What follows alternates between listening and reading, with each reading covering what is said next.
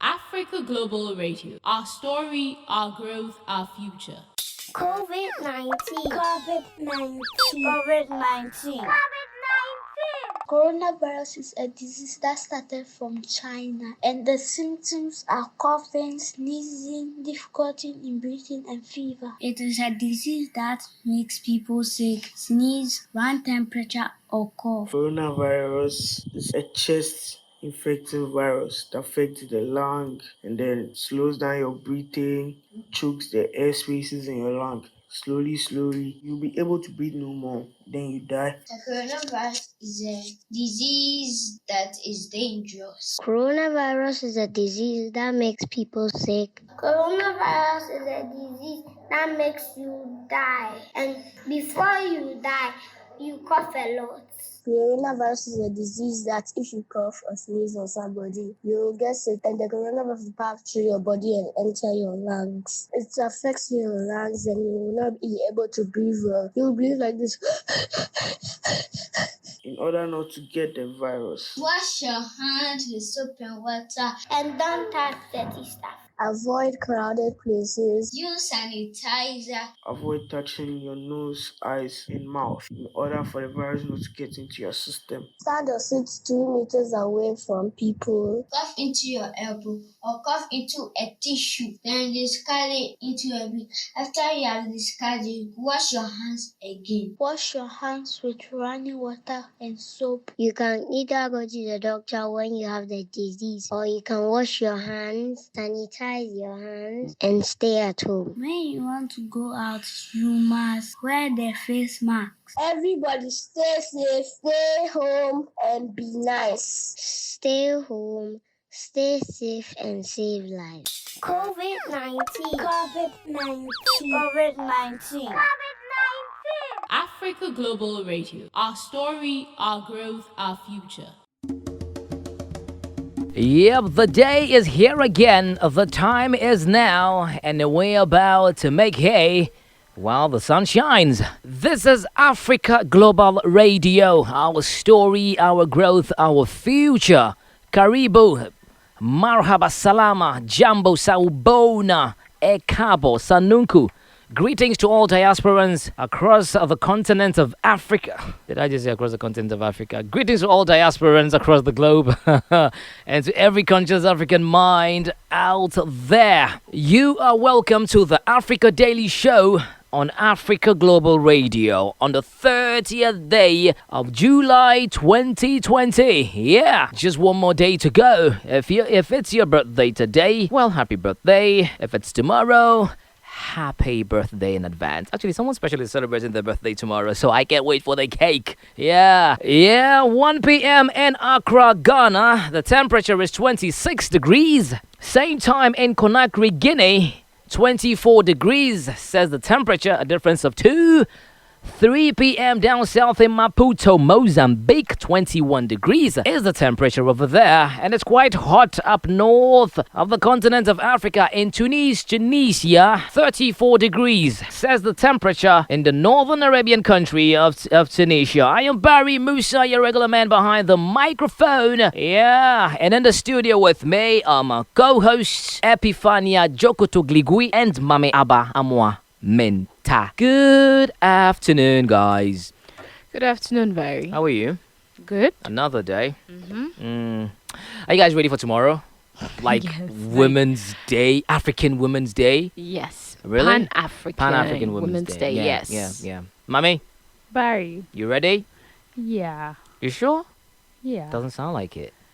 See, that's what I told you. There are days that, the tempo is high there, and there are days that it levels up. And I'm just a little tired. I mean, I'm pumped about tomorrow, but I'm just a little tired. Really? Yeah. I think yesterday's attire had something to do with the levels of excitement. What, attire? Did you say attire? Really? What's up with the attire? What's up with the attire? Yeah. Charlie. Tonya, please do enlighten us. Okay, what's up with that? Anyway, tell us that in a bit. Coming up in the show, more good news on AGR Good News right here. And of course, we head to Madagascar, Cote d'Ivoire, and Mali for newspaper headlines across Africa. Shutter rules on social media. He is trending. Interesting stuff. One would say good things are happening for Shutter this time. Well, we pray it lasts longer. Updates on COVID-19 figures across the globe and Africa.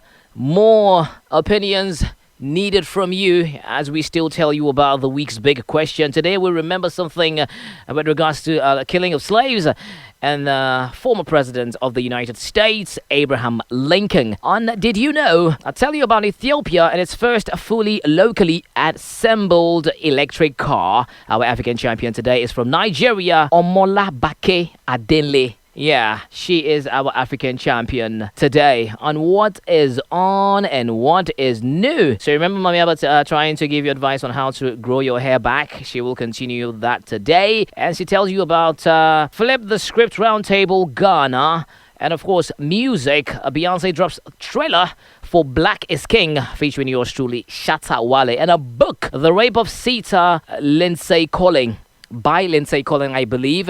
This and many more wonderful throwback classics on the show. Let's begin, as usual, with the proverb of the week, and it is coming from the Republic of Chad. Don't go away. Proverb of the week. Proverb of the week. Proverb of the week. Proverb of the week.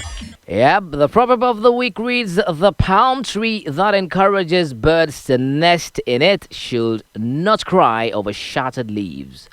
The palm tree that encourages the birds to nest in it should not cry over shattered leaves. Let me start with, you. Yeah, you. Okay, so the you is like directed at me, right? Exactly, yeah. Okay, so the palm tree that basically we've been looking at this in different angles. When you put yourself up for something, Yeah. you should definitely make room for the things that come with it. You know, take it like you wanna have kids. Kids are beautiful. They're a bundle of light and joy, but they come with a lot of crazy madness, stress, and mess, and all that. And you have to know how to manage and deal with all of that. True. I mean, be prepared to be not necessarily yelling, but yeah, once in a while you'd have to raise your voice Right. to call them to order and try and remind them to get things done. You had to come and meet. There are some that will dip their hands in paint and literally paint the wall for you. Yeah. They would art everything, and when they start walking, they drop everything, pull anything they can hold on to. So prepare for the mess that comes with handling that bundle of joy or Yeah. light you want. Yeah. Beautiful. Barry, Mm-hmm. in the same light of parenting, Mm-hmm. if you do not teach your children the right path Right. and then you leave them to go wayward, Mm-hmm. then you should be prepared for the consequences that come with wayward children. Okay. Okay. Basically. Mm. Because if you're parenting, you're like, oh, I don't want to shout at my kids. I don't want to reprimand them when they do wrong. Right. They're going to grow up to be, So very bad So children. be prepared to do to be the prepared things that would stop them. Like if you do not stop them Mm. when they start, if they're doing bad things Trying and to you be do not all loving, nip it in the mother, bad caring, so layers, like sweet mother your child thing. takes something from your bag, instead of you telling the child, It's wrong. I'm your mother, but it's Wrong wrong to for you do to take that. things without asking Very the true. people. Very true. Then you should be prepared to have a thief in your house. Yeah, yeah. Actually, I totally agree with all of you guys. Like, I wish there was a different way of putting it, but it's kind of like that same old thing, yeah? Because you wouldn't want to be a mother and say, oh, he's my child, so So if I shout at him, he'll He'll cry, cry. and if I beat him, he'll hit him, and all of that. that what's the use of being a mother or a parent? You get me? So Because even the good book says, train up the child in the way he should go. absolutely. And when he absolutely. grows, Preach. he will not depart Preach from it. Preach, Preach mama, it. preach. Preach it. That is what it is.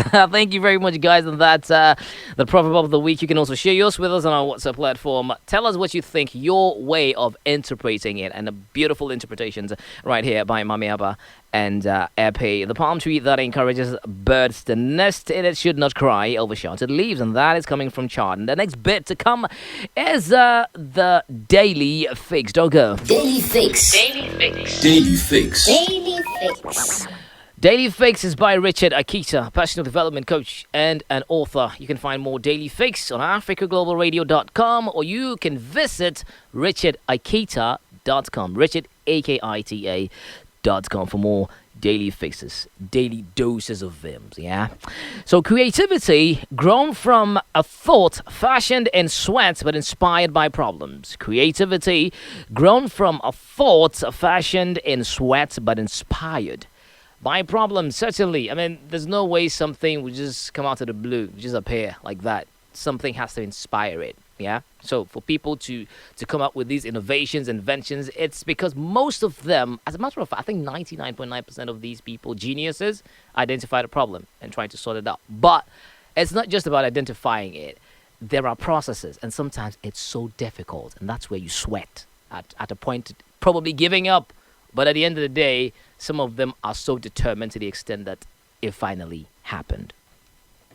I agree with you. I mean, let's look at this pandemic. Right. It's a bad thing. Totally. Lots of people have died. Oh, from it. yeah. But then it has also created the opportunity for creative minds to come up with lots of amazing innovations. To ease life. Yes. Make life easier. Right. So creativity comes from problems. Mm-hmm. You look at a problem, you think to yourself, what can I do Exactly. to solve this? What can I do to help? Imagine when we had to move from, those ages of camels. Those days, those days they used to travel with camels and on barefoot. Yeah. So now, how do you go to a place like the USA or China without a flight? Yes. Imagine. So these are some of the challenges, and people are like, let's try this. It could work. Yeah. Brilliant minds, yeah. Precisely, I agree with Mami Abba. She sounded like she just won a trophy. Okay, yeah. So yeah, I agree with her. I mean, COVID-19 has brought up a lot of things. Yeah. I mean, I've been seeing so many good and great and awesome innovations. Right. I mean, who knew that who knew Africans could put education online? Oh, yeah. I mean, Yeah. who knew that voters' whole thing, the whole presidential filing and stuff could go online? Who knew people could actually come up with apps to connect patients to doctors? Yeah, I was actually fascinated yesterday, honestly. So, it's great. Yeah. With this has been like, it's not been the best of times, and it's not all gloom and doom. It's brought the bright side. It's showed us that, when we're hit by the storm, We're forced to exactly, think we critically. bring back the light. So I'm happy. All right, thank you very much. You can also share your thoughts with us on what you think about the Daily Fix. Creativity grown from a thought, fashion, and sweat, but inspired by problems. You can log on to africaglobalradio.com on the Daily Fix section for more.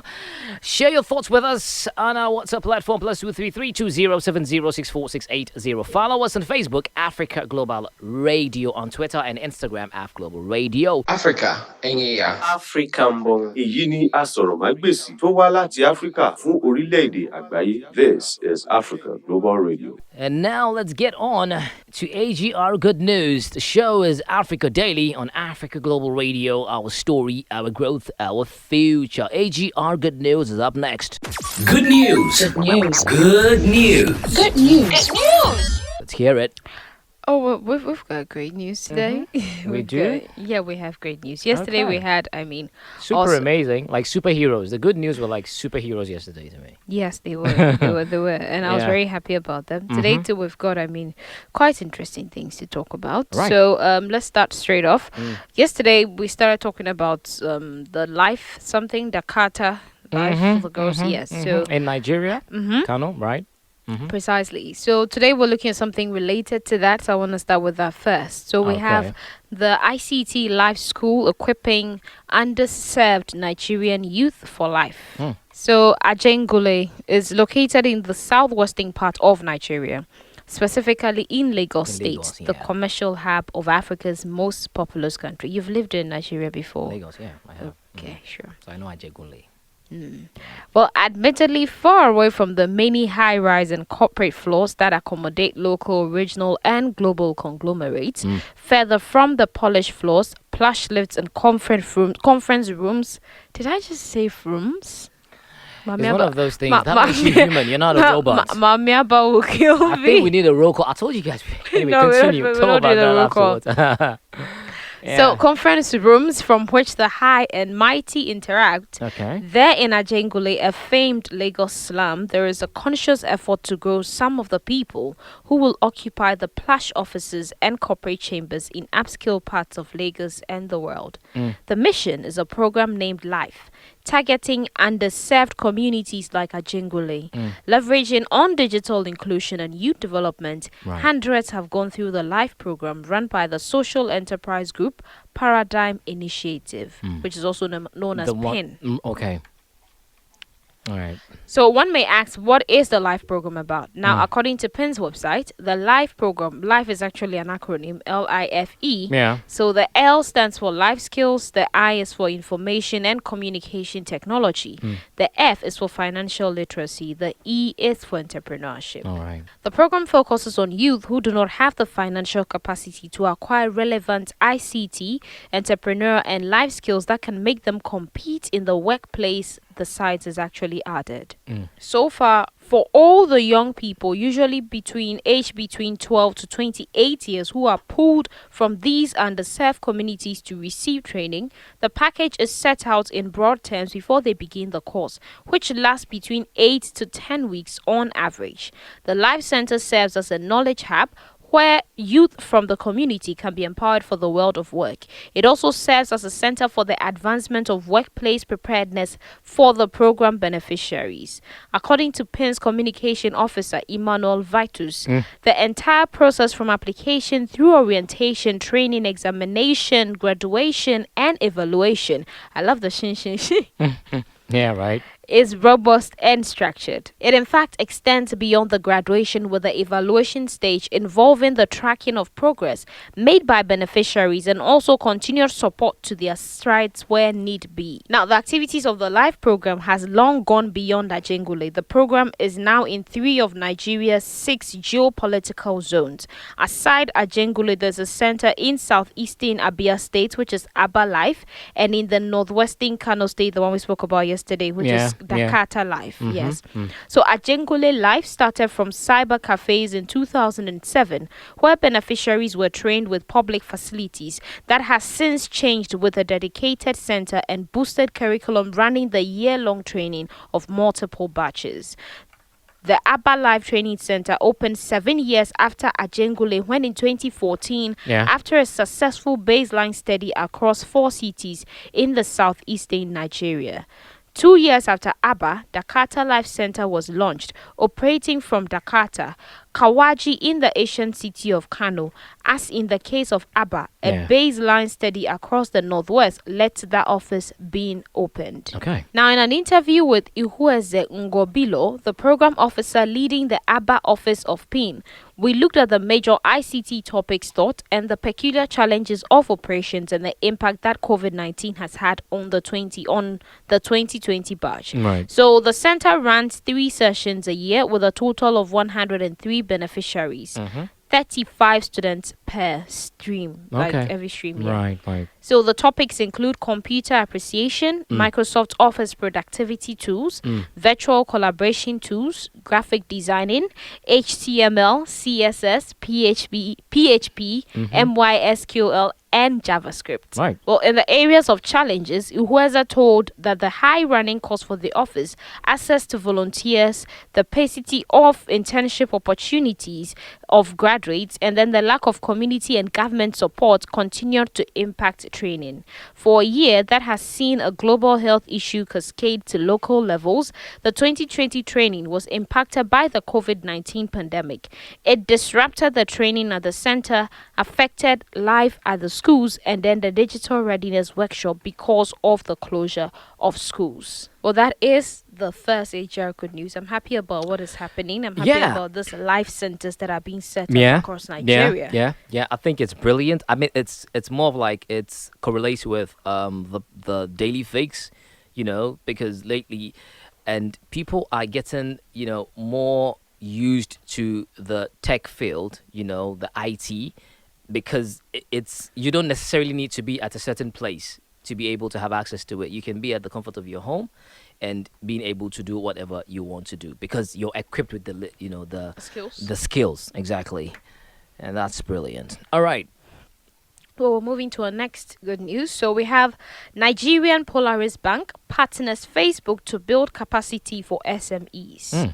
So, Polaris Bank has partnered with the global social media giant Facebook to provide free digital marketing training to SMEs in Nigeria. Okay.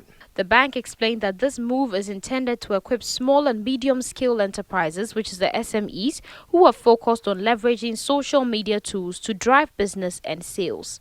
Now, this virtual training is scheduled for August 3rd to August 7th, and will be held for 5 days with a maximum of 2 modules daily at different time intervals. That is morning and then afternoon sessions. While a repeat session will hold the following week for the next set of SMEs who were not accommodated in the first week.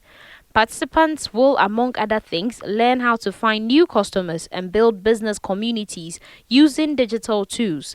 They will also be exposed to strategies to grow their business internationally, build an online business presence with Facebook, use WhatsApp to grow their business, learn how to create Facebook ads and scale advertising with Ads Manager, and on ad tools to drive their business. It would be recalled that the bank, in conjunction with Digivate 360, ran a similar training across 8 locations: Lagos, Enugu, Abuja, Kano, Ilorin, Port Harcourt, Abeokuta, and Benin in October 2019, through which 723 SMEs, both existing and non-existing customers, were trained. So, Polaris Bank is a future-determining bank committed to the delivery of industry-defining products and services across all the sectors of the Nigerian economy. Well, that is the second good news story, and I'm happy that a bank is actually doing this. Right. It's a very good thing. I mean, this partnership is actually part of Polaris Bank's non-financial offerings to SMEs in their bid to scale to the next level. Right. And as an enterprise positioned to meet the challenges of the digital age, especially in the era of COVID-19, they want to assist as many SMEs as they can to ensure that they remain relevant in their line of business. Certainly. We'll take our final Asia good news. That seems exciting. Okay. All right. So we have entries open for the Apps Africa Innovation Awards 2020. Wow. Creative minds out there, this is your chance. It's actually an awards thing. So, All right. So the 6th Apps Africa Innovation Awards celebrates technology and mobile applications from across Africa, showcasing the continent's best innovations across 12 categories. The awards are open to corporates, established ventures or startups who have launched services in at least one African market. The awards continue to be a leading barometer of innovation across the continent and provide finalists and winners with industry recognition, potentially leading to funding, business partnerships and mentoring, and global publicity. Winners are also invited to the 4th Africa Tech Summit Kigali 2021 to join tech leaders, corporate startups and investors. So the key dates, we have the application deadline is October 20th, and then the shortlist will be announced on November 1st. And the winners will be announced on November 26th. Yeah. And yes, so we have sponsorship opportunities. So confirming one of the sponsorship opportunities for the appsafrica.com Innovation Awards 2020 will position your brand as a leader in innovation and technology in Africa among leading industry peers and other sponsors and partners from Africa and beyond. There are various sponsorship packages available, and the applications are welcome from technology and mobile ventures with services launched in at least one African market for following the award. So these are the award categories.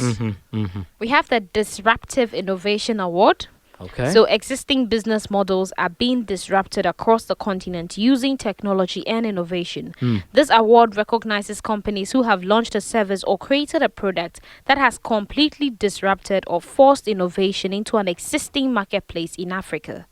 Now, entries open across all sectors. We have the Health Tech Award, also this award is celebrating companies that have used technology and innovation to create and implement life-changing and life-saving health services in Africa. So your entries may include a new service, device, software, hardware, or use of apps. Okay. It could also be SMS, IVR, or social media.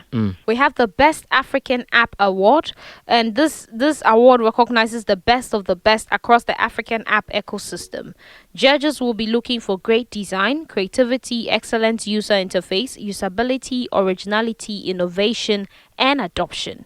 Entries are welcome from any app successfully launched on any platform targeting African consumers or business. We have the Cybersecurity Award.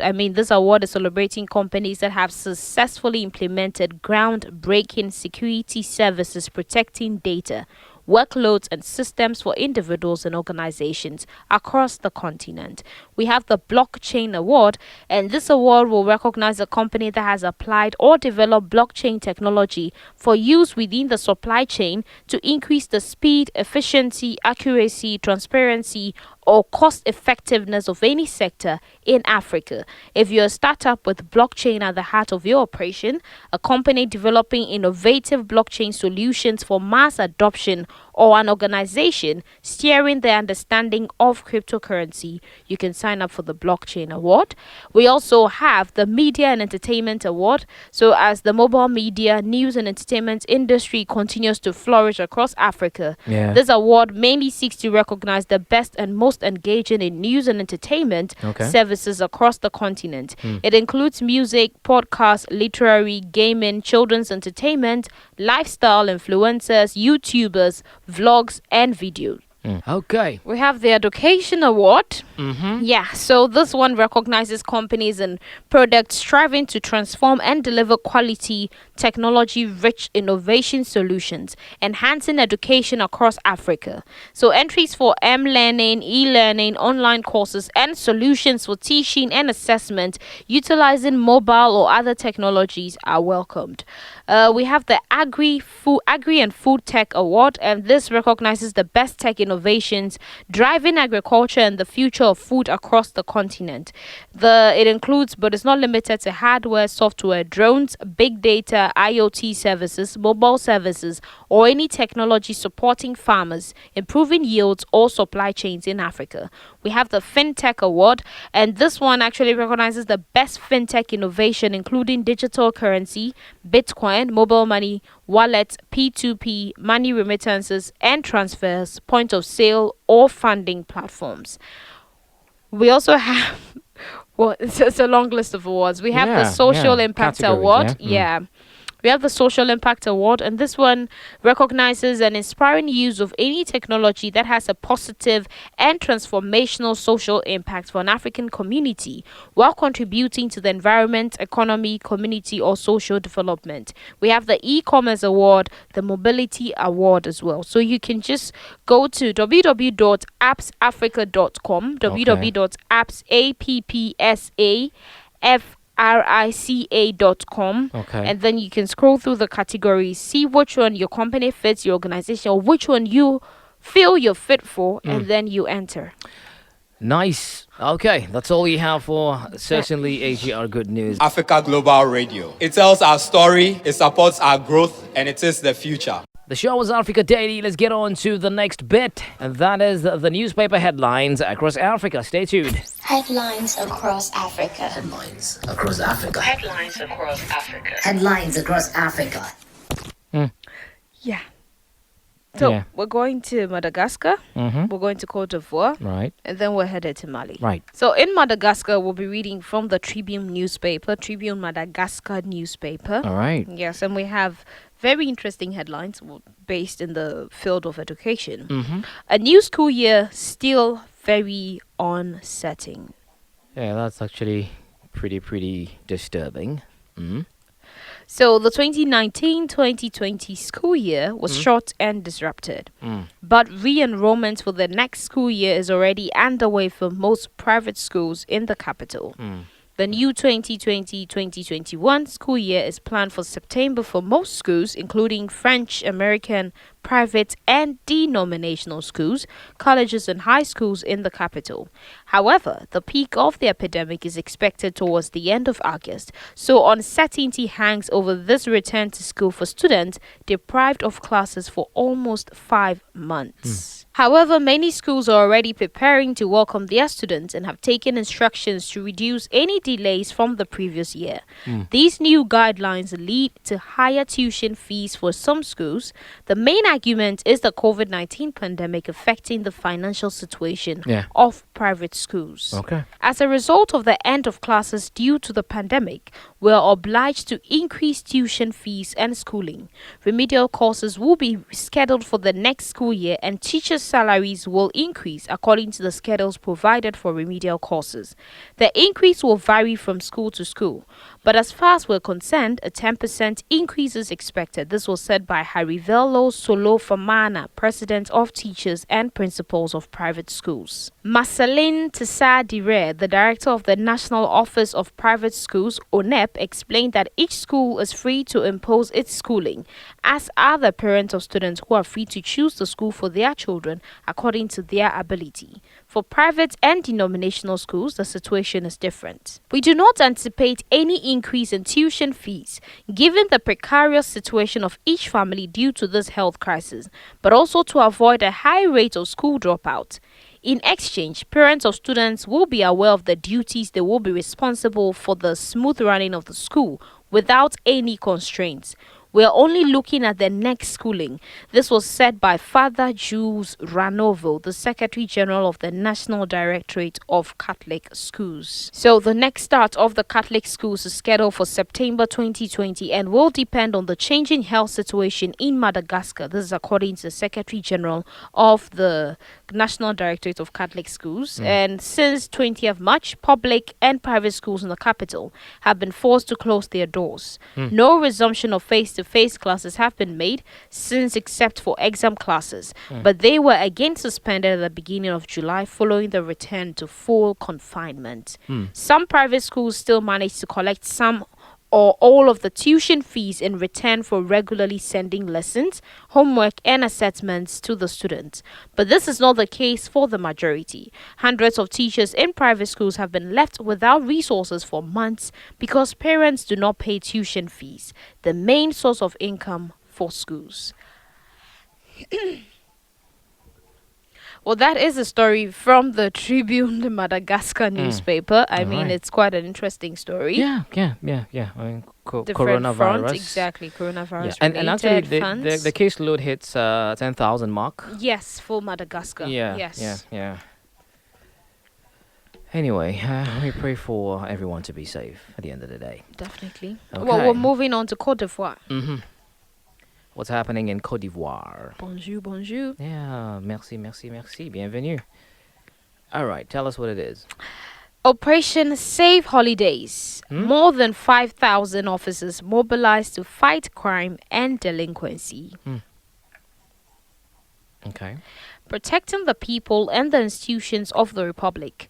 Combating the illicit trafficking of narcotics and drugs, eradicating the phenomenon of children in conflict with the law, combating the trafficking of imported and stolen vehicles, combating incivilities, combating the trafficking of children, human beings, and gender-based violence, combating terrorism, to ensure the protection of land borders, and to ensure compliance with the state of emergency measures relating to the fight against COVID-19. These are the objectives of Operation Safe Holidays, which will be carried out from July 30th today. More than 5,000 security and defense forces officers throughout Côte d'Ivoire. So the fifth edition of this government initiative is to secure the national territory was launched on July 29th in Williamsville in the municipality of Ajame by the Minister of Security and Civil Protection, Vangodo Diamonde, who was joined by the Director General of the National Police, Yusuf Koyate, the Commander-in-Chief of the National Gendarmerie, Torre Apalo, and the Chief of the Army Staff, Justin Alidem. They said that the fifth edition of Operation Safe Holidays is taking place in the context of a health crisis with the COVID-19 pandemic and 3 months before the presidential election. We must not think that we are deploying our agents specifically for the upcoming elections. The safety of Ivorians is our daily concern. This was said by Vangodo Diamonde. While reassuring that this mission will take place in strict respect for human rights, he called on people to join the operation and work with response teams. Ivorians must help us by providing us with information that can help put all these criminals out of harm's way and have the clever pleasure of disrupting each other's tranquility, the minister urged. He also stressed that the coronavirus pandemic requires the security forces to enforce the restrictive measures imposed by the National Security Council. The Director General of the Police, Yusuf Koyate, has announced that the Safe Holidays 5 is part of the continuation of Operation Spare 5, launched on 12 September 2019. This major police initiative, as of 29 July 2020, destroyed 2,150 smokehouses and arrested 5,000 suspects. 252 of whom were brought before the Public Prosecutor's Office. 43,825 individuals were rounded up. More than 2,459 kilograms of cannabis, 300 grams of heroin, and 31 tons of counterfeit medicines were seized. And that is Operation Safe Holidays from the Fratmat newspaper, which we read from in Cote d'Ivoire. Yeah, talking about Cote d'Ivoire, you know, recently the Prime Minister passed on, who was supposed to succeed Alassane Ouattara. Yeah, he was supposed to be, the presidential candidate for the next year. But Alassane Ouattara, the people want him, the party wants him to run again, so he's running for third time now. And he wanted to step down. Actually, I like the fact that he wanted to step down, leave power. The younger generation carry the mantle, but the unfortunate incident has actually placed him in the middle. Okay, now we head to Mali, yeah? Basically, the last country we're visiting today. All right. So in Mali, we're reading from the L'Essor newspaper. Okay. L'Essor newspaper. All right, what does it say? Pan-African Women's Day. Unity in diversity in the face of COVID-19. Yes. Is that a theme? Well, that actually... Looks like it. Yeah. Okay. Anyway, let's get to details. So the African community is preparing to commemorate tomorrow the 46th edition of the Pan-African Women's Day, celebrated on 31st July each year. This year's international theme is Unity in Diversity for the Fight Against Racism and COVID-19 for Women's Empowerment. Okay. In order to stick to the national context, our country has chosen as its theme Women and COVID-19, challenges, and perspectives for sustainable socio-economic development. All right. It's simply worth remembering that the celebration of the Pan-African Women's Day was actually instituted in 1974 in Dakar, Senegal, at the Congress of the Pan-African Organization of Women, OPF. The event creates a framework for consultation on key concerns related to women, but also aims to assess the progress on women's rights in general and to look to the future. Mali, which has been celebrating the Pan-Africanism since 1994, will also pay tribute to African women, whose efforts have been remarkable in the struggle for the emancipation of women. The theme reflects the authorities' commitment to support Malian women in the fight against the coronavirus pandemic, which continues to strain all economies, if not the largest worldwide. The health crisis in COVID-19 has affected women's income-generating activities. Okay. Well, according to Keita Yiraba Keita, technical advisor in charge of gender issues and women's promotion at the Ministry of Women's, Child and Family Promotion, the aim of this team is to contribute to solidarity actions for women and the fight against COVID-19. Okay. All right. It is particularly aimed at making, among other things, a plea to policymakers to contain the economic consequences of the COVID-19 pandemic among women and to express solidarity for African women, including the displaced. In our country, progress has been made in promoting women's rights and gender equality, as well as in advocating for stronger measures for women's empowerment. It should also be noted that the Pan-African Organization has enabled the creation of a social educational center for the empowerment of women and girls, a monument and a grove of African integration. Right. Thanks to the OPS commitment, African women can now congratulate themselves on taking on some of the responsibilities that were once locked in them. See them as, in quotes, the men's job. Yeah. All right. Well, those who have broken the screen have been corporate bosses or have attained the rank of general in the army. Okay. They have also become ministers, parliamentarians, presidents of political parties, institutions, and even the republic in some countries of the African continent. Right. Well, That's all? that is what we have for the Lesor newspaper in Mali. And that brings us to the end of headlines across Africa. Wonderful, wonderful. Well, if you missed it, you can still listen to it on our podcast on africaglobalradio.com on demand. And now let's get to trends on social media. What's trending? What's trending? What is trending? What's trending? Yeah. What's up? Why are you excited? Like you're overwhelmed about the trend? It's just an interestingly controversial trend. Well, yeah, in a certain dimension. Yeah, we have hashtag Shatter Rules. Yesterday it was what? Our God is great. And today is Shatter Rules. I'm waiting for tomorrow. Nice. God will make a way. I believe tomorrow's a hashtag. God will make a way. So yeah. Shatawale. Remember? Really? Did you have to? He's mainly known for that. I mean, in that song, he I don't know whether he featured when the show she featured him, but yeah. So the coin. That's more of like his signature lately. His signature recognition. When you hear Papa, you know it's Shatawale. Yeah, Well, yeah. Shatawale, the self-acclaimed dancehall king in our base Ghana, has actually been featured in Beyonce's film Black is King, and the trailer is out, and you should see Shatter in the trailer. I like the part where his scene actually, the way everyone was gathered around him. He was in the middle with this. He was in this African right at the camera, exactly at for the top. It was so dope. Really? I said that first.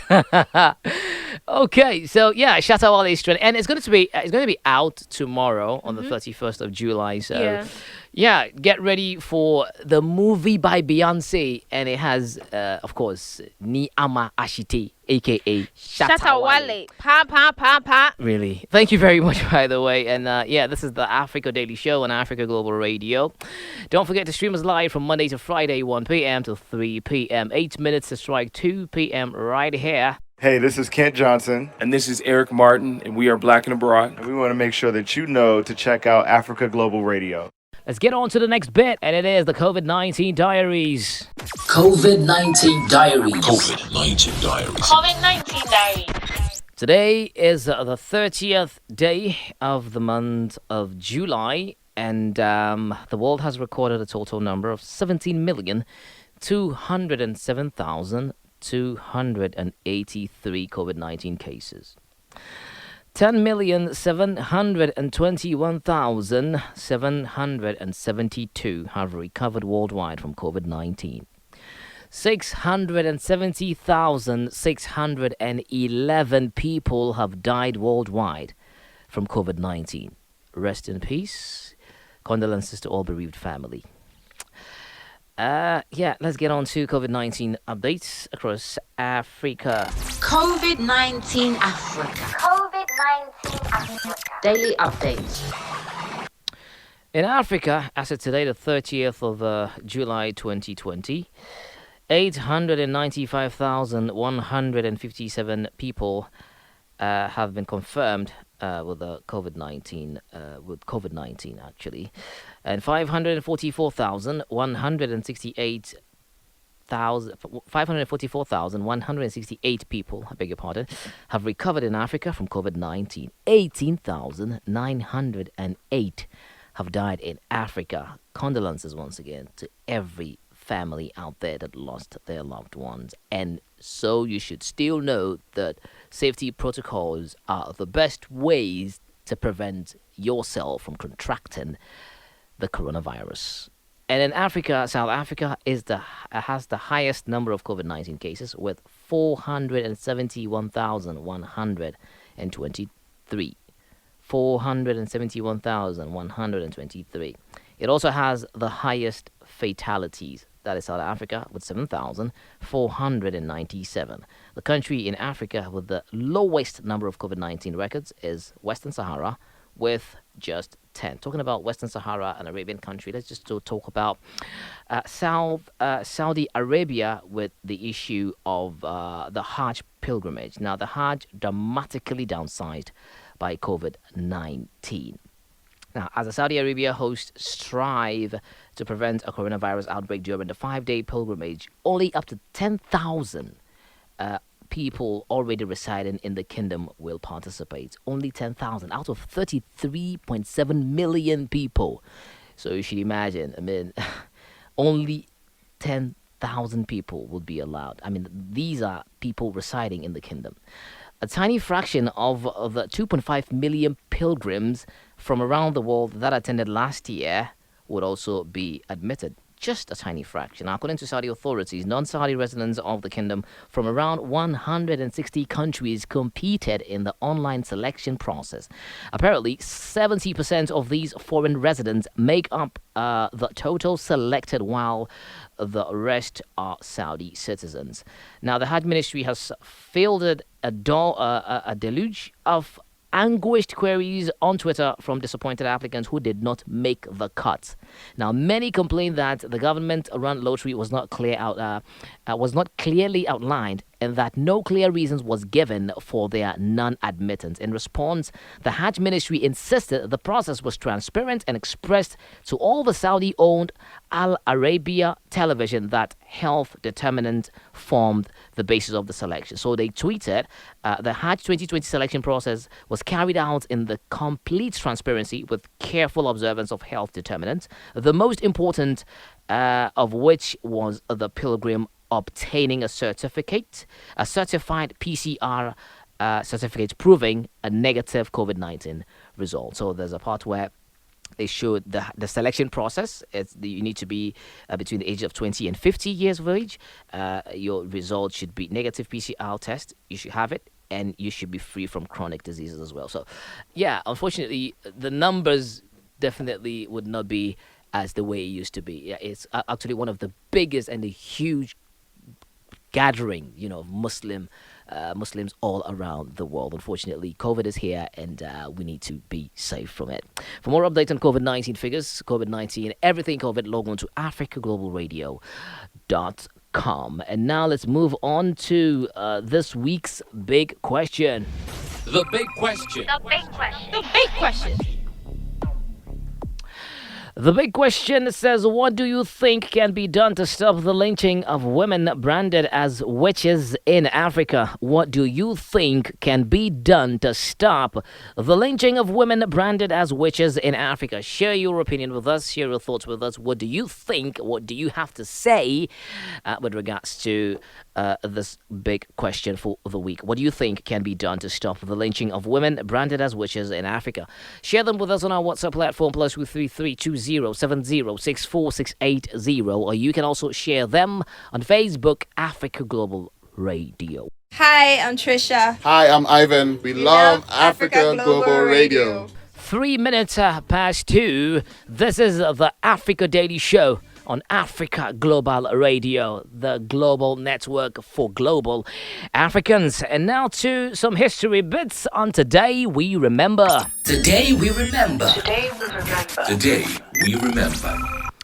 On this day, the 30th of July, 1863, President Abraham Lincoln issued the Eye for Eye order to shoot a rebel prisoner for every black prisoner shot. So these rebel prisoners tend to kill or shoot the black, prisoners. So for you, if you shoot a black prisoner, you also get shot. So it's like an eye for an eye. Now, this was a warning to the Confederacy that Union soldiers would shoot a rebel prisoner for every black prisoner shot. Now, it also would condemn a rebel prisoner to a life of hard labor for every black prisoner sold into slavery. Good one. Good one.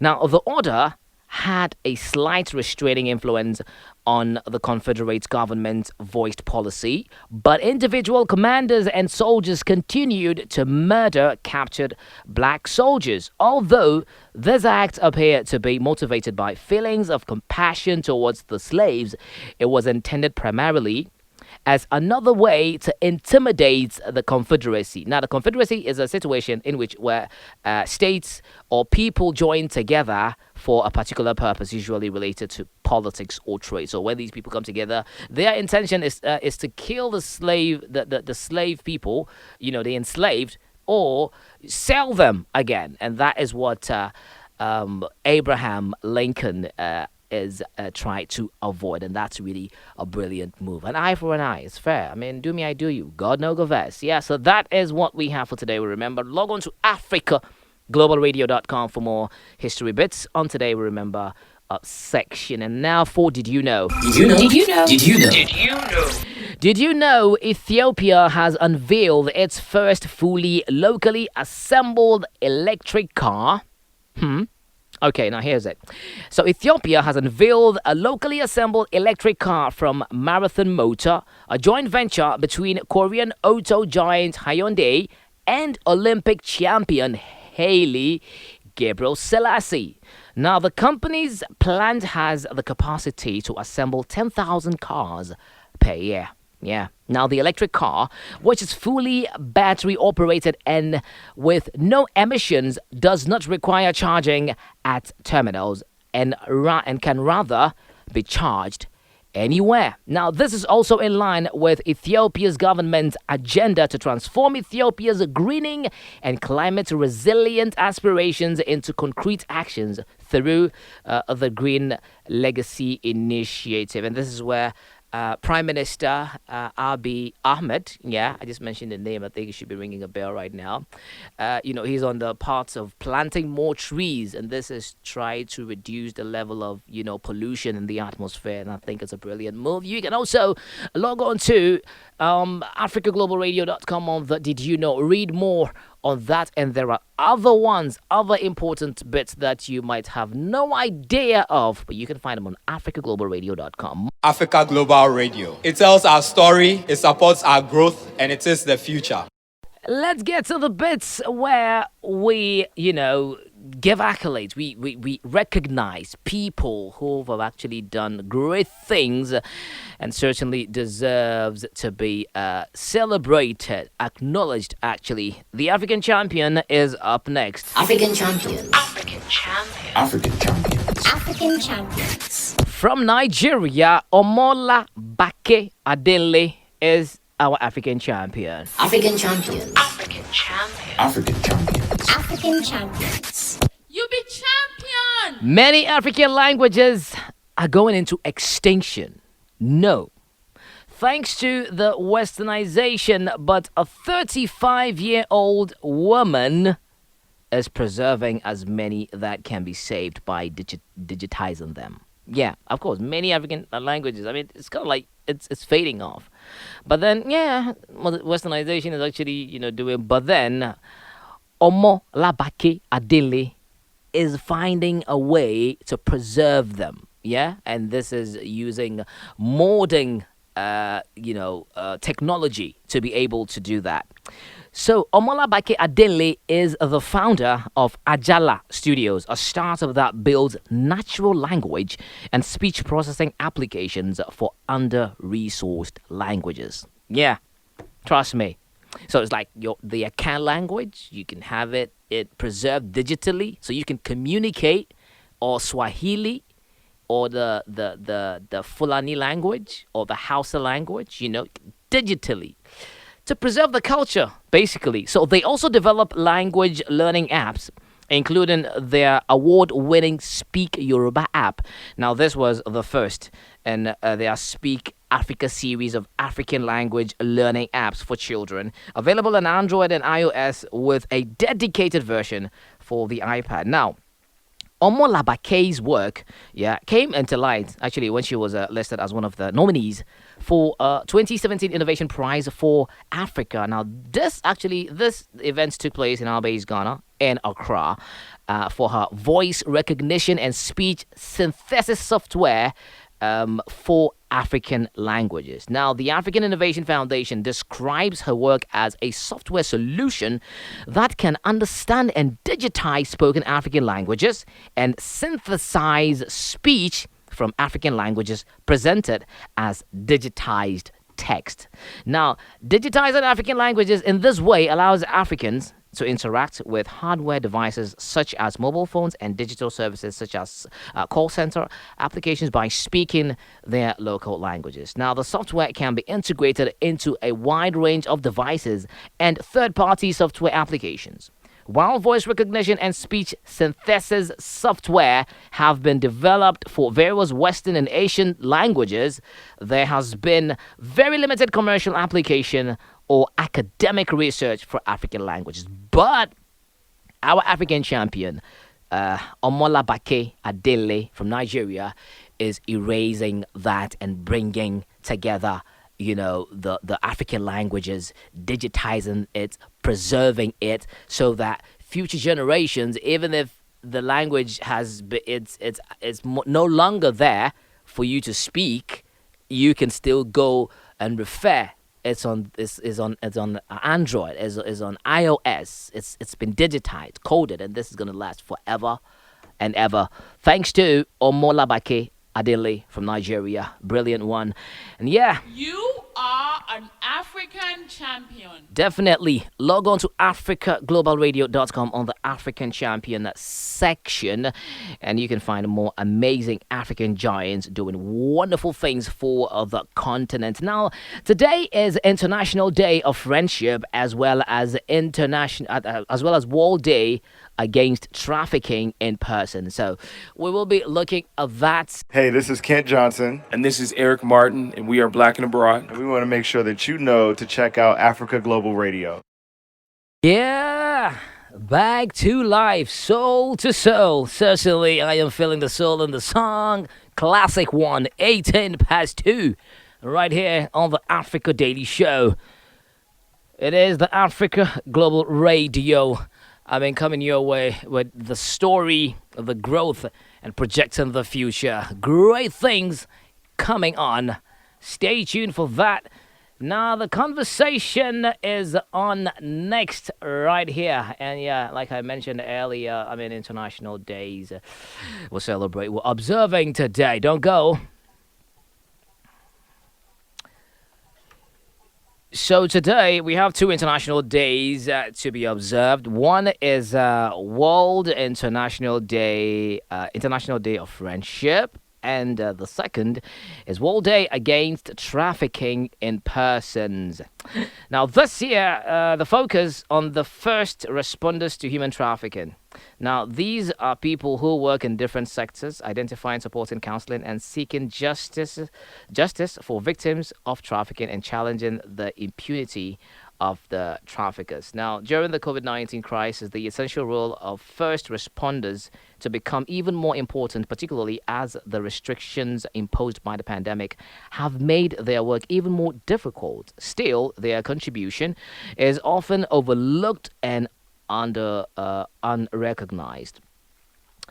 And it seems this year it's not about those who are actually being trafficked, but working on the front lines to end human trafficking. These are the people. Now, through stories from first responders describing their practical work in assisting victims, we intend to spotlight their contribution and that of their function, institution, organization, team, or community, and its impact on fighting trafficking. Now, the key message focuses on the positive, recognizing the importance of the work done by first responders, as well as seeking support and raising awareness that These actions need to be sustained and replicated. Now, the stories will also highlight how their first responders remained committed during the pandemic. Get involved by joining the conversation and using the hashtag end human trafficking and hashtag human trafficking on all digital platforms. Yeah. So, trafficking in person is actually a serious crime and a grave violation of human rights. Every year, thousands of men and women, children fall into the hands of traffickers in their own countries and abroad. Almost every country in the world is affected by trafficking, whether as a country of origin, transit, or destination of victims. United Nations, as guardians of the United Nations Convention Against Transitional Organized Crime, UNTOC, and the protocols there to assist states in their efforts to implement the protocols to prevent, suppress, and punish trafficking in persons. So today we're observing two international days: International Day of Friendship and International Day of Trafficking in Person. World Day Against Trafficking in Persons. But it's not the victims, but the first responders, those that actually fight for these people to be, released, or who look out for people who are trafficking, persons. Guys. Bye. It's actually something that is not really. I mean, how can you traffic a person? Sell a human being? We know that back in the days they used to sell trays. People still do it. Yeah, but I'm saying why sell for various reasons, because Oh, actually dear. when you actually check, you realize that most of the women and girls who are trafficked, they are trafficked for marriages and sexual slavery, right? And the men or the boys are typically exploited for forced labor in mining sectors, as porters or as soldiers. So yeah, you can tell that they have reasons for the trafficking. And there's one thing that was particularly bothered about is cheap labor. Cheap labor. You realize that we have some big brands, and you go deep down into research, you look into everything, you realize that most of them, some of them are using cheap labor. And where does this cheap labor come from? Because if you're to pay labor appropriately, pay wages for people who are supposed to work for you, realize the company might run at a loss. So some of them tend to use cheap labor by trafficking children, young children. They keep in factories and they use them to overwork them, and then they actually reap the benefits, the proceeds. So they have reasons for all of this. You understand me? And it doesn't help. It's good that we have an international day against it. It's good that, there are key actors fighting against such things, but such things exist. And we have to, the fight is not just about making it an international, it's about really investigating. It's about going to the field and finding out what is happening. And these are the people this day is actually honoring, acknowledging their efforts. These people that actually go out to the field, just like you rightfully mentioned, because during this pandemic, this is a time where, you need to ease your movement. Your movement should actually be reduced in terms of moving from one place to another, borders being locked, going to countries. So you realize that, there's that difficulty. But either way, these people, these first-hand responders, get to wherever, this illegal act is taking place and are able to save lives, actually. It's very important. So according to the World Day Against Trafficking webpage, at any given time, an estimated 2.5 million people are trapped in modern day slavery. Damn. And these are things we haven't experienced, but we see them. And there was this video one time of this lady who was killed in some country by the family she was living with. Yeah, not to mention the country, but this is some of those. But sometimes I think it comes as a result of lack of job opportunity. These are some of the reasons why you would have to accept to follow someone. You think if I'm in my country and I'm working and I'm earning and I'm able to take care of myself, somebody can just come with a front of, we have jobs abroad. Yes, and you'd want to go, and you'd be shocked by what they are subjected, into when they get to these countries, and is really, really, and sometimes they lie. They tell you, oh, and when you they get have there, to lure you. when they get they there, have to lure you into it. sometimes it's actually genuine, but trust me, the genuine is not the genuine you think. You get there and it's the other It's a way different around. thing. I You think get it? there was this incident we had in our base, Ghana. There was actually a friend's friend. Actually went out. She also wanted a job. They were promised greener pastures, great jobs, great paying jobs, accommodation outside in Libya. And it was a different story. Was it Libya post Gaddafi? Yeah. Oh dear. Yes, it was post Gaddafi. That's not pretty. It was a different story when they got there. As to how she was even able to escape, she still lives with the trauma of it. I mean, but when you hear the things that went on when she was there, trust me, it's I don't know. Initially, when she was narrating, it was like my mind. I was like, are we watching a movie? Or I mean, but this is someone's life story. Having to even be able to escape is a problem. You go there, you realize that the jobs are not what they promised. No. It's actually either you're working as a house help or a housemaid in someone's house. You're a guy. You're doing driving service, and your passports are seized. So you're not able to travel back to your land. Oh yes, and then there are bodyguards all over, so you can't escape. You can't there's go no anywhere. way out. If There's you're no going way to the out. market, there's a bodyguard. The driver drops you. They make sure you come back, and you're staying in the house. And if unfortunately some of them get raped and assaulted, they get very beaten. badly. You know, and it's for me. I feel like that's like another form of imprisoning you. Well, that's why it's modern day slavery. You don't go out until you're asked to do so or you're given permission to do so. If they allow you And to you go, run and you away. think if you're staying with somebody and they're mistreating you, Who would you report to? Who would even believe you? and they allow you to go out, I mean, in as much as you're in a foreign land, I'm sure there are people from your country as well who are Who you there. find? Yes, apparently there was actually a group of them, and it was like a huge number of them. So they used to find ways to escape, and it was like a warehouse. They had to go and gather in. They plan, check the time. But hers was she had to leave at dawn. When they come and open the gate, so she sneaked out that she was going to buy something down the lane, and then met one of the other blacks. They sneaked into the warehouse. Then in the warehouse, we have people. It's like these people also knew that this was what happened to some of the girls who come to Libya. So they come and then they bring them, pick them from the warehouse, and then they bring them back to Ghana. That is how she was able to escape. So interestingly, about some stats, some pieces, some researchers have come up with their own findings, and it talks about 50% of these traffickers in Africa are females. Yeah. Dispelling the myth that it's a male Dominated thing. No. You know, that it's because it's a man, like he comes in with a gun and points at you, or you know, he has. I mean, you know how they see play on that motherly figure, right? That there's a job for you. I'll do this and do that and everything, and all before you get it, you're gone. You're gone. I think there was this time. I don't know, but maybe I don't know if you.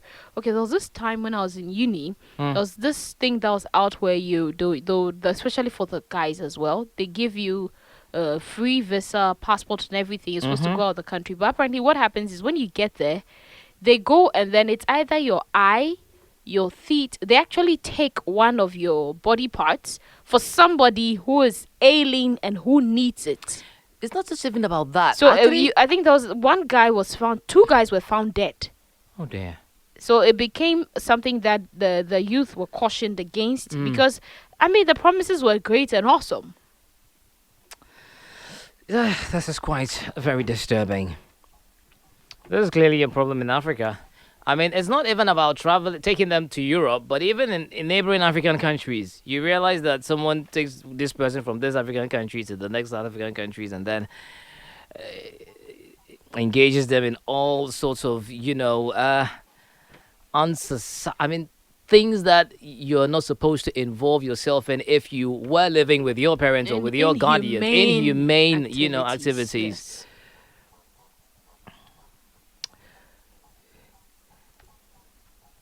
So, I mean, working on the front lines to end human trafficking, and this year the focus is on the first-hand responders to human traffickers. Now, these are the people who work in different sectors, identifying, supporting, counseling, and seeking justice for victims of trafficking and challenging the impunity of the traffickers.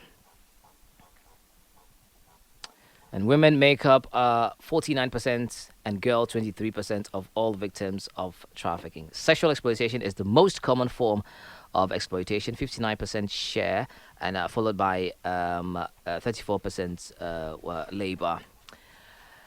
Okay, and now let's get on to. So yeah, kudos to all frontline workers who are actually on the field, trying to end this particular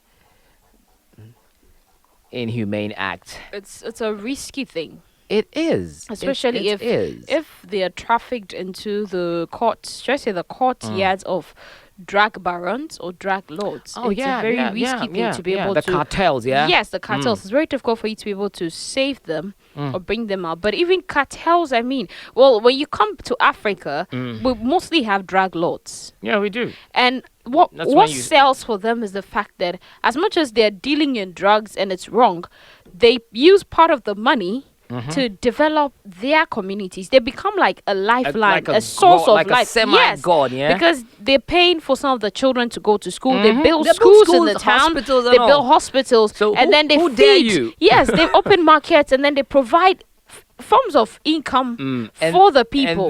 And the community where he or she is doing this generosity, they know.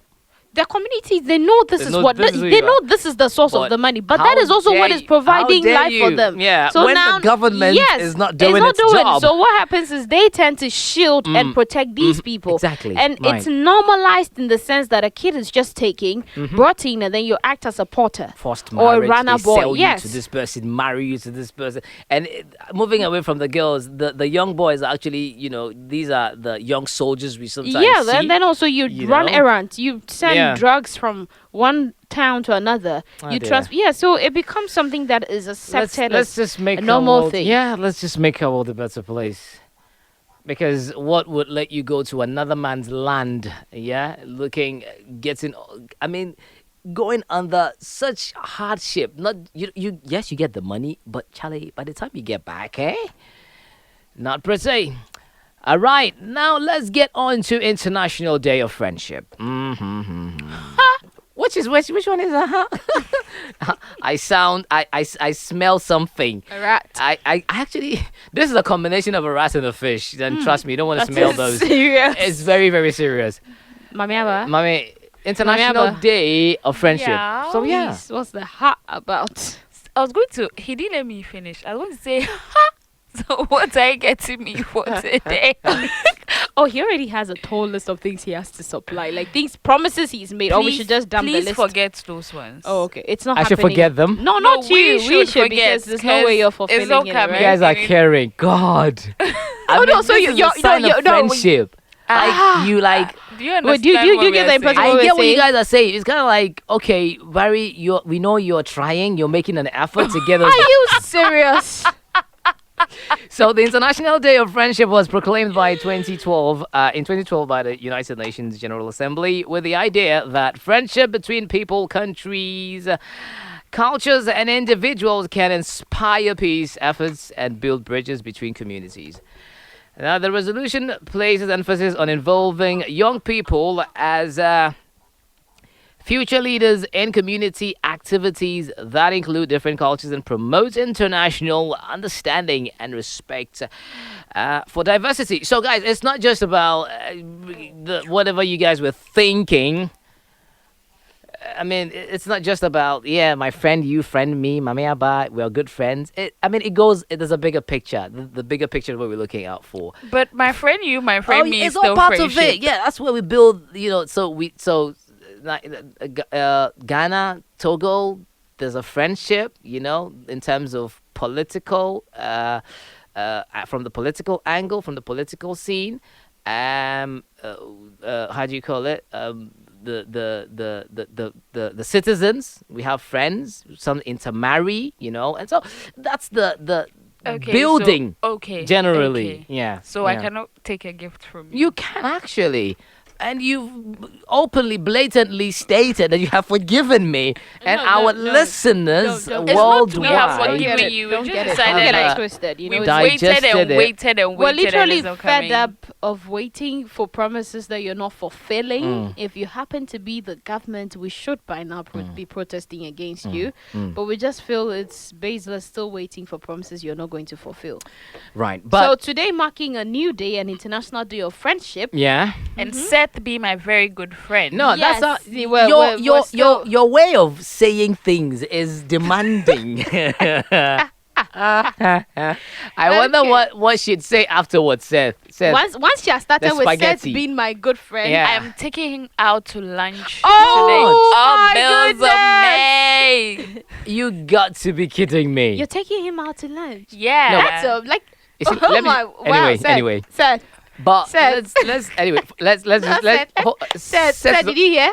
Anyway, did you hear? Let's just Seth go. said he has heard, and he's ready. also going to demand He's very ready. well from it. Yeah. We are witnesses here.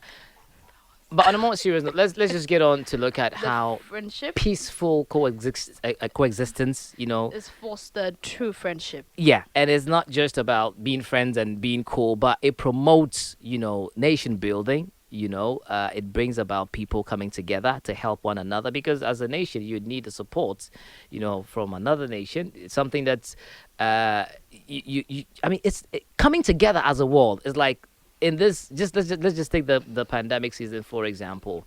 All countries are coming together to come up with a solution, right? And how to fight the pandemic. So imagine if this nation is this nation's enemy, and this particular country has the cure. They'll have to come to the round table, try to settle, their differences before they get back to trying to talk about how to do away or get rid of COVID for good. But coexistence generally, I think, is great. Yeah. So.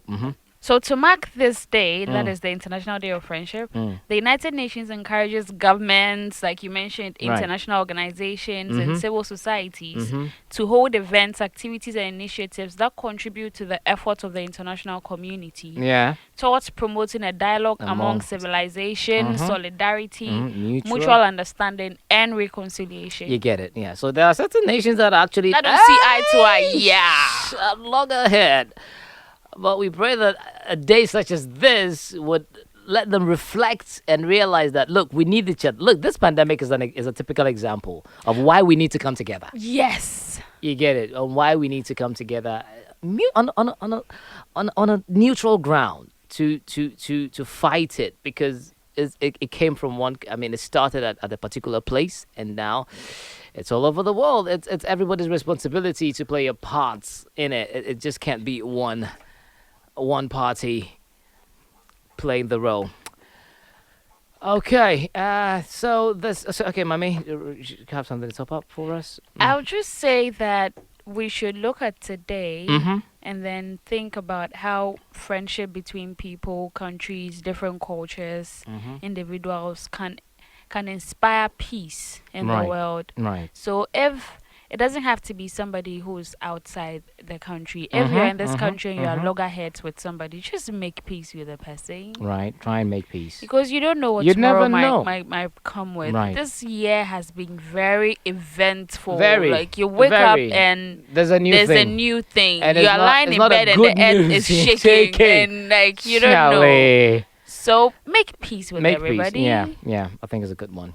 Right? Yeah, and foster and nurture the friendships. It's not just about making peace, but also building the friendship. There should be something that hold and last.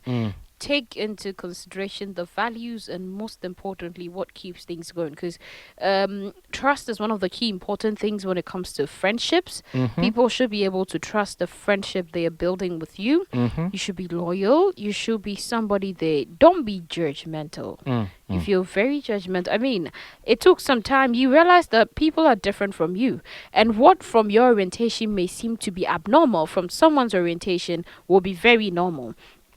So do not judge people. Mm. Take the friendship seriously. Shouldn't be just about, well, a superficial or face value thing. You have to know that this is something you both mean. This is something you're doing for all those around you. And it doesn't have to be a nice person and a friendly person. Say hi to somebody by you.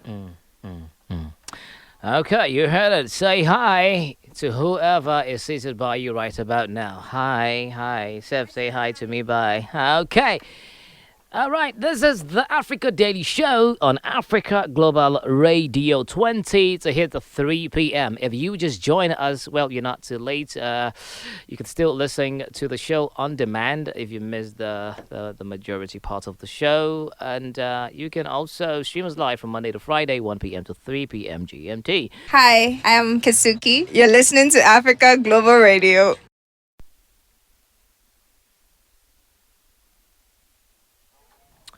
Okay, every little step I take.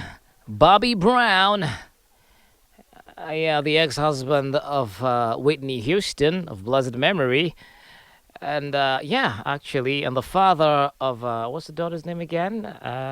What's her name? Whitney Houston's husband. Her daughter. Kristen. She was called Christina. Christina Christina Brown. Christina Brown. That's the father. Yeah, Bobby Brown. I didn't know he did music. He did music. That was when they actually got together. I really didn't know. Yeah, Bobby Brown, legend. Every little step I take.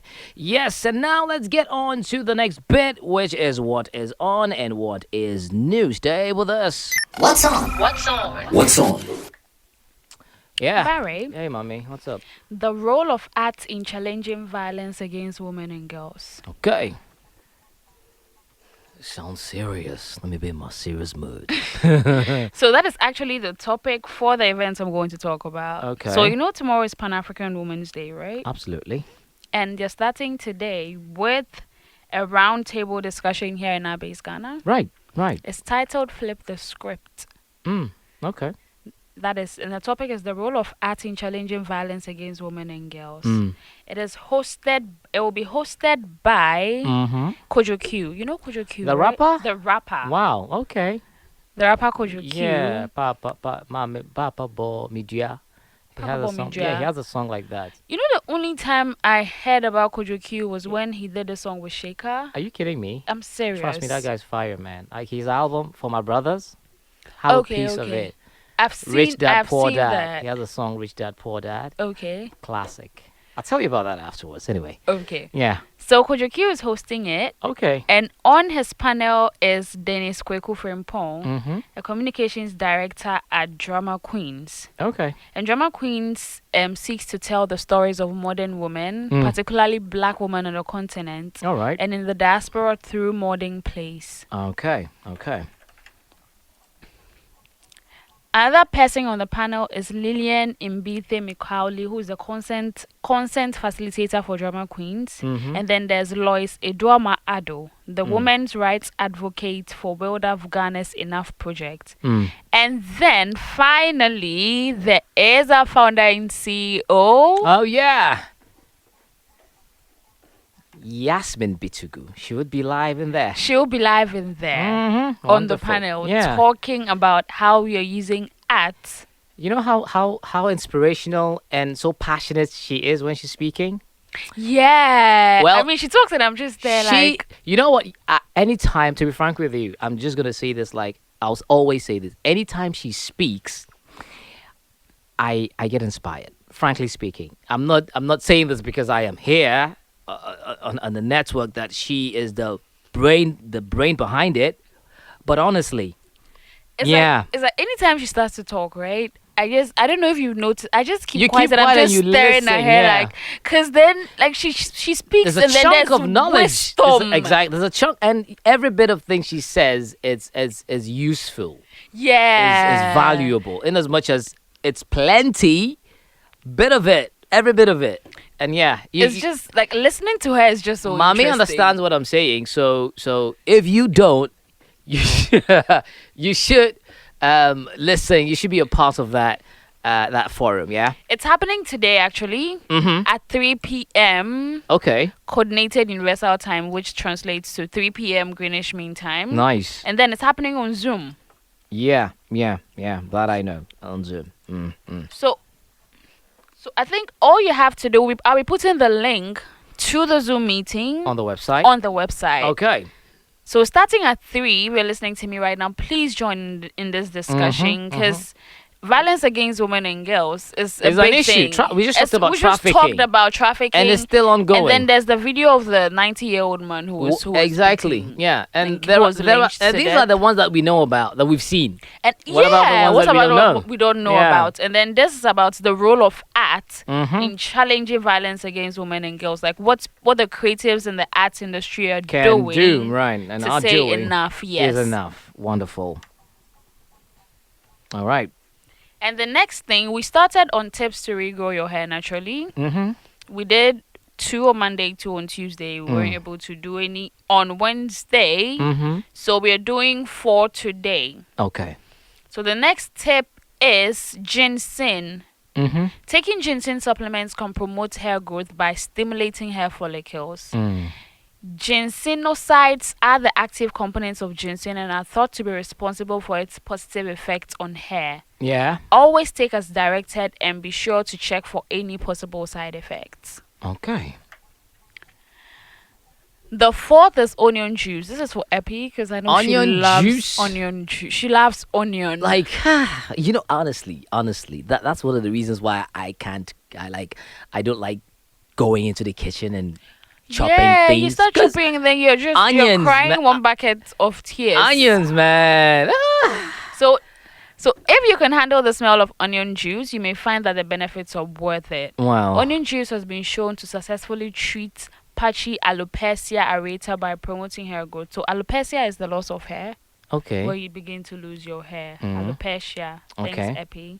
So onion juice is also thought to improve circulation. Mm. You can blend a few onions and squeeze out the juice. Apply the juice to your scalp and hair and leave it in for 15 minutes. Then shampoo normally. Wouldn't that hurt? No. Because I know it's acidic, isn't it? Or, correct me if I'm wrong, I don't think so. it's not acidic. No. Oh, okay. All right. Well, these are the chefs talking, so that's fine. The next Yeah. thing is geranium oil. You Mhm. can use this to promote hair growth and then boost circulation. All you have to do is mix a few drops into a carrier oil, like coconut oil, Right. and then use it to make a hair mask. You can also add a few drops to your shampoo and conditioner. This will help strengthen, hydrate, and restore your hair. Okay. And the last tip is lemon. You can use fresh lemon juice or lemon oil since they are said to enhance hair quality and growth. Lemon oil can help you to maintain a healthy scalp and encourage hair growth. Apply fresh lemon juice to your scalp and hair 15 minutes before you shampoo. Okay. You can also use lemon essential oil diluted in a carrier oil as a hair mask. All right. Okay, so you heard it. 4 today, 2 more to go tomorrow. So do not miss it. Actually, give the last tip today. Oh, really? So the final tip I'm going to give, if you want to improve your hair, come up with a plan and stay consistent. Okay. It's only consistency because you start taking care of your hair and then you stop, it'll start to break, it'll start to shrink, then you start to lose your be hair. consistent, yeah. So come up with a plan and then stay consistent. That is basically it. And you can use any of these tips that I gave. All right. Yeah, and grow your hair back. If you missed the ones we started with, just go to Africa Global Radio. Yeah, on the and find the podcast. story on there. Yeah. And get your hair back. Simple. All right. That's all we have for what is on. Coming up next is what is new. Do stay tuned. Don't go away. What's new? What's new? What's new? What's new? A book. Okay, tell us about this book. The Rape of Sita. It was written by Lindsay Collin. So Sita is a strong woman, a living legend in Mauritanian society. She has also buried a secret that threatens to overwhelm her very self. Right. Raped by a friend 8 years before, Sita's painful and angry search to come to terms with her past extends beyond her physical violation. So what will Sita do? What will Sita do? That's the question. How will she overcome this painful and angry memory that she has. I mean, rape is. I can't even begin to think about what the women who have been raped go through. The kind of space, the kind of trauma, the kind of space it puts you Psychological breakdown. So Well, we don't we pray that they get out of it. Those victims get out of it. You know, they come the back to only their way they normal can lives. get out of it is by talking about it. You know, most of these people are scared, so they don't come out to talk about it. It's about how the society You talk about it, looks at them. Yeah, and then you get the help that you Yeah. need. But anyway, we try. Now, what we need to do, our responsibility is let the people understand that it's you're supposed to talk about it to people who would help you. Yes. Not just any random Not just person. anybody. Not You just have to talk to people someone who you can think help you consider overcome as a that. friend. Yes. You talk to the person, and then the next minute it's somewhere in your area, in your neighborhood, and people everybody are knows pointing you were and raped. that is even worse. That's even worse. So, read the book. The Rape of Sita And by there is- Lindsay right, Colling. Right. Okay.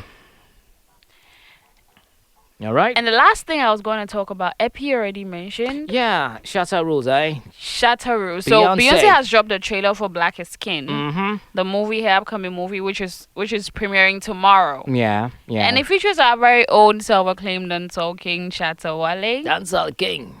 The old guy now. Yeah, right. So we watched the trailer. It was actually great. It was. It was great. I always say I love the scene where he was in between those, like there was circle around him, and I mean, we can't wait to watch Black is King. No, we cannot wait. So the movie will be streamed on Disney Plus, and then it comes off the Lion Gift, the Lion King, the Gift soundtrack. On it, she collaborated with some top African artists such as Wizkid, Burna Boy, Yemi Alade, Yeah. Mr. Easy. Did you know about Mr. Easy? I know I about just Mr. found Easy. out. Yeah, Mr. Easy. It also features American stars such as Childish Gambino, I think there's Major Lazer in there as well. Kendrick Lamar, Jay-Z, isn't it? Of course. I mean, Mr. Carter. Mr. Carter has to be in there. Pharrell Williams is in it, the happy guy, Pharrell Williams. Okay. And of course, yours truly, Blue Ivy. Blue Ivy, her first daughter. Okay. So yeah, go check out the trailer. Check it out. And then pin it on your calendar. Tomorrow, Black is King is being released. Okay. And then tomorrow, Saturday on Arts Africa with Benjamin Akakpo. Well, an amazing thing is going to be happening. Another interview. Mix Quest will be live on Arts Africa. So if you're a fan, especially he has a song with Manifest. So if you're a fan of Mix Africa, you should tune in from 12 to 1:30 p.m. GMT. They would be live right here. Record producer, composer, and an entrepreneur. Africa Global Radio. It tells our story, it supports our growth, and it is the future. On Arts Africa, 12 p.m., I beg your pardon, to 1:30 GMT, right here on Africa Global Radio on Saturday. A Mix Quest will be live with him, a record producer, composer, and an entrepreneur. Moving on to the poem for today, Black Privilege by Crystal Valentine. Stay with us. On evaluating Black privilege. Black privilege is the hung elephant swinging in the room, is the memory of a slave ship praying for the Alzheimer's to kick in. Black privilege is me having already memorized my nephew's eulogy, my brother's eulogy, my father's eulogy, my unconceived child's eulogy. Black privilege is me thinking my sister's name safe from that list. Black privilege is me pretending like I know Trayvon Martin on a first name basis. It's me using a dead boy's name to win a poetry slam. It's me carrying a mouthful of other people's skeletons to use at my own convenience. Black privilege is the concrete that holds my breath better than my lungs do. Black privilege is always having to be the strong one. It's having a crowbar for a spine. It's fighting even when you have no more blood to give, even when your bones carried you, even when your mother prayed for you, even after they prepared your body for the funeral. Black privilege is being so unique that not even God will look like you. Black privilege is still being the first trying to meet him. Black privilege is having to have the same sense of humor as Jesus. Remember how he smiled on the cross?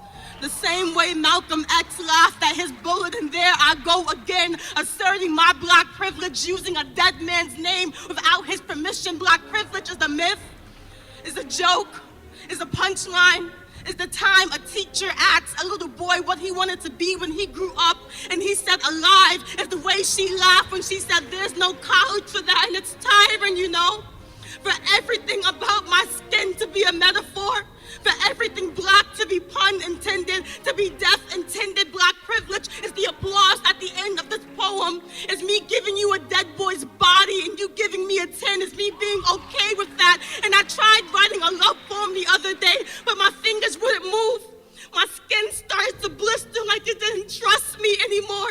Like it thought I was trading in this noose for a pearl necklace. Some days I'm afraid to look into the mirror for fear that a bullet George Zimmerman its way into my chest while I was asleep. The breath in my mouth is lucky enough to scare a courtroom. I'll be lucky if I'm alive to make it to the stand. For some people, their trials live longer than they do. Black privilege is knowing that if I die, at least Al Sharpton will come to my funeral. At least Al Sharpton will mason jar my mother's tears, remind us that the only thing we are worthy of is our death. We are judged by the number of people it takes to carry our caskets. Black privilege is me thinking that's enough. It's me thinking this poem is enough. Black privilege is this breath in my mouth right now. It's me standing right here with a crowd full of witnesses to my heartbeat.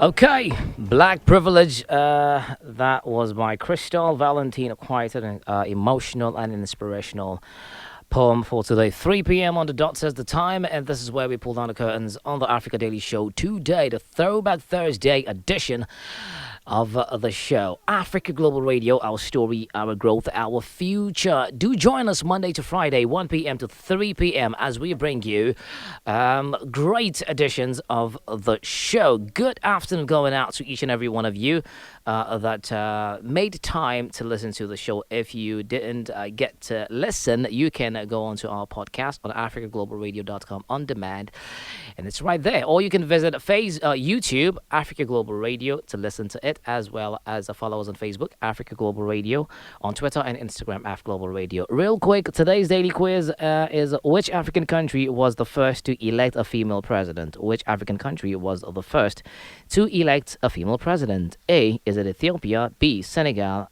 C, Liberia? A, Ethiopia. B, Senegal. C, Liberia. Which African country was the first to elect a female president? Good. Big thumbs up going out to the tech guys, Seth and the man Joel. Good afternoon to my producers as well, production guys, Emeka, Sa, Princess, and not forgetting my chief producer, Yasmin, who will be, like Mami Abba mentioned, on the Oxfam. Yeah, she's going to be live as well. It's the Flip the Script. Flip the Script. Yeah, it's going to be hosted by Kojo Q. God bless you. Good afternoon. Thank you very much, Mami Abba Momenta, and to Epifania Jokoto Gligui. Stay safe from COVID-19. Bye-bye.